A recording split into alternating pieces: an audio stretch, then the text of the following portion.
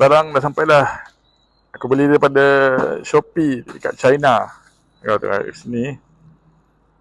Ni barang dah sampai dah. Helmet.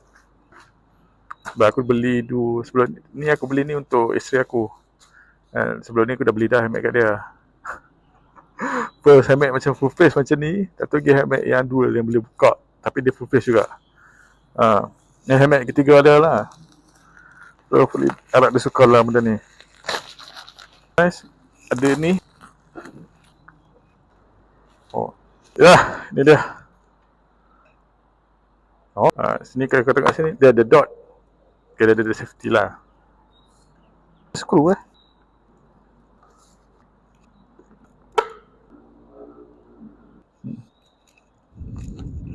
Okey lah, dalam dia pun. Ringan pun ringan. Kan? Tengok dalam ni pun.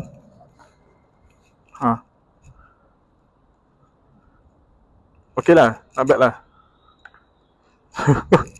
Kalau kau tengok dalam, nampak? Kalau tengok dalam macam ni lah.